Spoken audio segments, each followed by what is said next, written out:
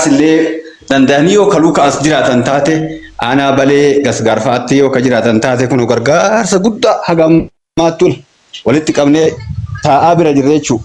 Nama rakkataa yoo taate midhaan illee yoo taates qorqorroo illee yoo taates gargaarsa ammallee sa'aatii ammaa kanatti illee lakki birrii barbaadan yoo jenne yoo jedhanillee birrii illee kenninaa fi aanaa roobii jiraatan jechuudha.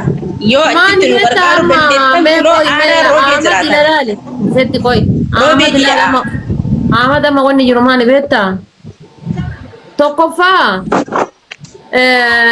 isaan kana qaamaan bira dhaquu barbaachisa. Lammaffaa ammoo mucattii amma isaan amma rakkinni isaanii dhibeen isaanii guddaanii. Mucattiidha rakkoo ofiit kun dubbanne hanga ammaatu jechuudha. Rakkoo ofii wallaahi waggaa 3 ol guyyaa tokko beelee jedhanii hin dubbanne jechuudha. Obsaa turan amma humnaa ol ta'e.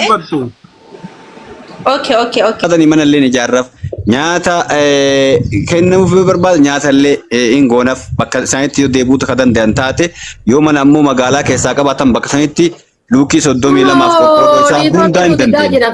Firrishaa keessa gadi hin deebiin himee niitoorkii sirreessa. Yoo ammoo tiraanspoortii ka jedhan hankawanti isaanii argan borga nama 20 ergaaf tabiyya alaa hin danda'u tabiyya keessa waa takka rakkoon takka hin jiru wajjin dhaabanna. Tanuma isin jechuu barbaada. Ahmad sila transporti sila mali sana sontane kuno asirra yu miskin nama madami keessan mo wali qoci bisano sontane imbasi Ethiopia sani lazim namni waa wayyaa qabu yoo itti haasaye malee umman Ethiopia so haqa yoo gurgurateeti waa warra dhagahu miti sigalee dirqama imbasi Ethiopia akkana yoo funyaan qabde malee muqayyoon tun gara biyyaatti galuu hin dandeettu. Akkana godhan maafne Ahmad sani sittin erga kuma 40 akkasitti fuudhi abbaa keenya kanaan dhaqqabsiisi tataaniif abbaa isi wajjin jirra homaa rakkoon hin jiru inshallah ta'ala mucattii teessanis ni gargaarra karoora itti fiduu dandeentullee argitee mala ni dhoofna namoonni gargaaruu barbaadan please haasa osoo hin ta'in waadaa osoo hin ta'in waan kana amma galchaa fi jechuu barbaade haadha faatee ulfaadhu wayyami yoomuyyuu siin boonnaa nuu jiraadhu rabbi umrii si haadha resu 69 kuma tokko 69 barraa'e 87 Aye. 24 Aya. 31 9 9. Mamane Yusuf Tahir. Roobni dhufee itti fisa. Al tokko irra deebi'uu waan dhufi. Kuma tokko 69 87 24 sadii tokko 9. Yes. Aywa galatooma. Family kuno kana rabbiin isin qabe rabbii jedhaati. Rabbiin namni waa kiisii keessanitti beeku. Namni kuma takkaaf 300 jira. Birrii Itoophiyaa kuma takka takka raggalchaafi. Kuma takka namni rabbiin kiisa keetii waa beeku. Kiisa keetitti rabbiin nama waa beeku jechuudha. Birrii kuma takka abbaa murtii koottatillee jala kana joo hin jettee hin bahiniiti. Qarqaari birrii kuma 20 illee taatu kuma 10 illee taatu rabbiin sii kennee jira. Ameerikaa jirta dalagataa jirtaati. Birri kuma takka illee taatu ol baay'iti kootu qarqaara akkaawunti. Olash nutti godha dhawaatuma dhawaatan hiyyeessan tuqinaati. Xiqqoo bo amaaruu rahmatu nu godhaa turte Tigreenu fi Oromoon tun rahmata walii godhuun gaarii. Xiqqoo rahmata walii godha yeroon tun amma yeroo roobate yeroo facaasati. Gidee illee walii ilaalu lolallee amma gidee tana keessa illee gidee illee walii ilaalaa jedhaani namni waa facaafatu dhiisaa hiyyeessa kanallee jedhaani mee jara sanitti illee dhaamaame. Taan illee itti mura dhaamaa garaagarana. Haga baatii sadii takka lolli haa dhaabatu. Baatii sadiin takka haa dhaabatu lolli. Kaaliqu samawaati jechuudha. Dhageeffatu kaaliqu samawaati waanni mootummaa Sooriyaadhaa kaase jechuudha. Waanni mootummaa Sooriyaa kaase mootummaa Sooriyaa uummata Sooriyaati birmati. In danda'a barinni waa hundayyuu sirriitti danda'a. Inni dadhabeeti miti dubbiin isaa suuta malee. Dubbiin isaa dubbii suutaati. Naamana. Itti fuufa amma dhiisaati. Rabbi suuta. Kiyyuma. Okay, namni jala jiru ka maqaa dhabuun barbaade namni jala jiru kana dhagaa jiru ka amma bilbila si wajjin haasawe Ahmad Bosona Baaletiin galchini akkaawuntii kanatti naa galchi please hatattamaan ammuma naa galchee dinatti mirisiitti natti ergi. Akkaawuntiin keessa nama miti yes namni amma jala jiru maqaa si dha'uun barbaadu amma si dubbise atattamaan naa galchiif 20,000 birri Itoophiyaa. Yoo wanna jettanii tammee ilmaan teessan tun garaallee isinitti hin jabaattu. Ka musliimallee ka kiristaanallee namni abbaa hin qabne hin jiru kan abbaa irraan dhalanne hin jiru. Namni garaa isinitti jabaatu namni wanna jedhu hin jiru waan ta'eef meema waan taatan kana mee ijoollee teessan tanatti himadha. Inshallah rabbiin isin bira haa dhaabatu. Amma namni rakkate waa himatuun baay'ee ima ulfaataa garuu rakkinna ofii yoo himatin immoo furmaan hin argamu. Dhugaa. Ani immoo dabaye waggaa 3 duraan kateen nu gammoojjiidha waa'ee nageenyaa kanaaf biyyaa baqannee kun maatii wajjin akkanatti rakkataa jira as garagalummoo haati ijoollee narraa ambii taate. Ayyee. Mucattiin immoo biyya Arabaa baasee jedhe isilleen achitti na jalaa dhibamte ani waa harkaa qabaadhee Addis Ababa sanuu dhaqee isii hubadhu dabaate immoo gara 6-7.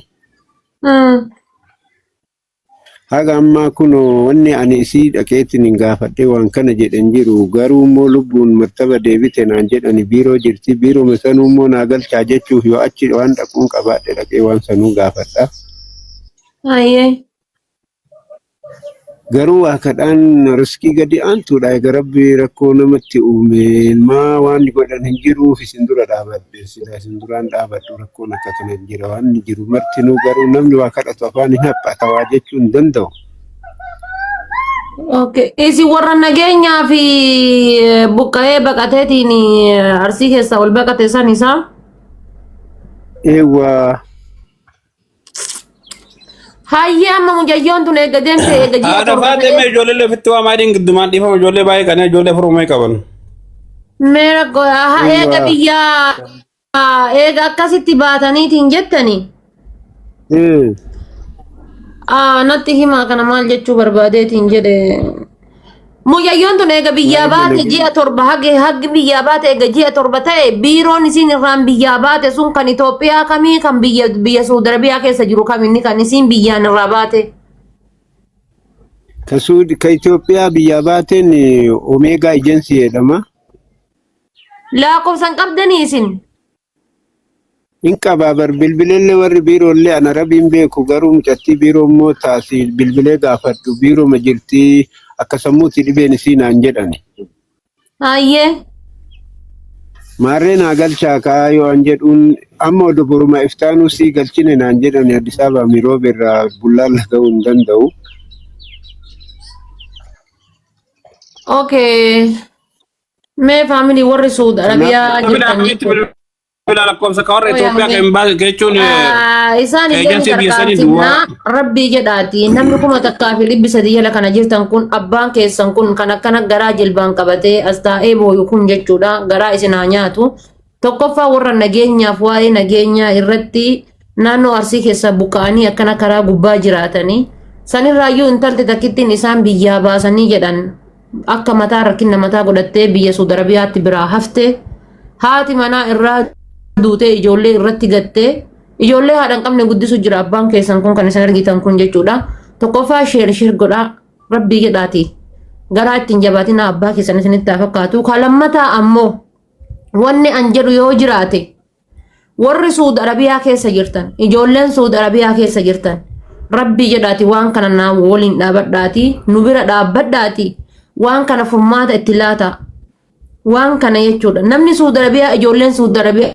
keessa jirtan biiroo achii dubbiftanii fi mucayyoon tuni akka gara biyyaatitti deebitu abbaa isii biratti akka deebitu yoo jiruullee taate yoo du'allee taate abbaa isii biratti akka deebitu amma asirra dhufanii dubbachuu dadhabanii akkana saqaxaxaman malee jechuudha gizee karaa keessaatiin viidiyoo natti erga wallaahi akkana hollataa abbaan keenya kun imimmaan buusa imimmaani tokkoffaa nama qabeenyaa fi qe'ee isaaniitiif jiruu isaanii gadhiisanii buqqa'an laala qe'ee isaa jiruu isaa gadhiisee buqqa'e lammaffaa nama haati ijoollee sunuu ijoollee raggattee irraa armii taate sadaffaa nama humna hin qabne nama ijoolleen didiqqooti tawaasilaa keessaa guddatte biyyaa baate biyyan baate mataatu qabte rabbiin mujiisaa akkanaa rabbiin isinirraa haa qabu warri Saudi Arabiyaa keessa jirtan imbaasii beektan waa hedduu beektan qarqaaruuni karaa ittiin mucayyoon tun gara biyyaa galtu.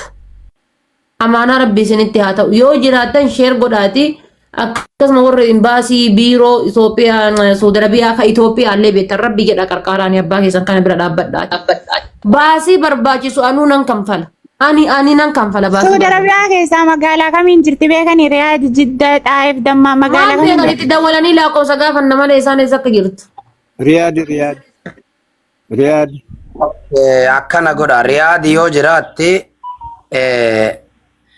ijoollee Riyaad jirtu ta muqiimaallee hedduu warra ambaasiis itti bilbilaa rakkoon qabu inshaallah. Amma tokkoffaa irratti miruufuu loonuu jiruu jetti Oromoon. Tokkoffaa jaarsi kuni gargaaramuu qaba. Maaliif osoma mucattimmaan sunuu imbaasiinuu yaalii tokkoof yookiin gargaarsa tokko godhaaf jedhee wanti hundi addunyaa kanarra mallaqa malee akkan sochoon hin beektan. Jarana abbaan namaa kun nami umrii kanaan sadarkaa kanaan fuula hawaasaa afuu akka nama salaatuutitti abbaan namaa taa'u jechuun wallaahi baay'ee nama yaachisallee baay'ee ulfaatallee. Abbaa namaa jechuun osoo dubartii taate baay'ee dubartiin rakkoo hin dandeettu mati xiqqoo bootti. Dhiirri rakkatu malee gubatu malee fuula hawaasaatiif kadhaaf gadi hin taa'u ilmi dhiiraa jechuudha. Keessaawuu abbaan namaa namni mataa adii jechuudha. Kanaaf hundaa ol ammaaf akkaawuntiin isaa maxxanee gargaaramee gaafa gargaaramee waan wayii harka qabate mucattii karaa kamiin biyyatti riipoosti akkasii goonu hattaa yoo yaalamuullee barbaachifte. An fakkeenya ufii kiyya Riyaad magaalaa kana mana qaba. Yoo manallee kasii isinii kennu yoo ambaasittillee ka isinii dubbannu hatta ijoollee ambaasiitiinis bilbilaanis wal beenne ijoollee muqiimaatiinis ta wal beennus jiraas. Kanaaf reef ji'a torba dhanii warra gaxa reef ji'a torba waan ta'eef imbaasii Itoophiyaa keessa jiru kana qabanii itti dawwalanii dursa illee kunoo hin jira asitti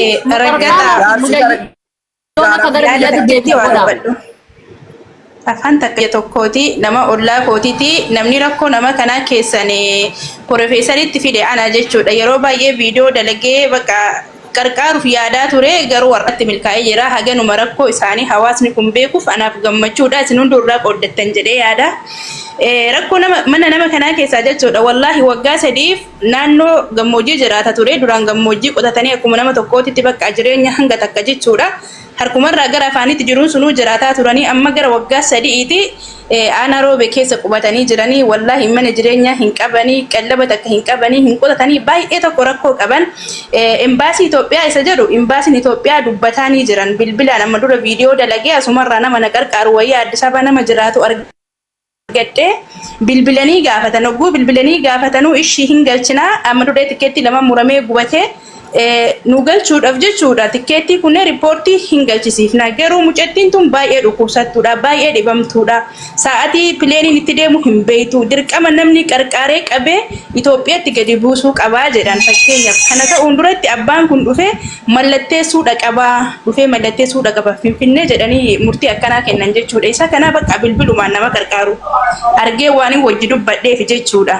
Embaasiin Itoophiyaa jechuudha hanga kana dubbatee jira. Abbaan dhufuu qaba mallatteessuudha qabaa jedhan. Wallaahi Oromootiyya jechuudha.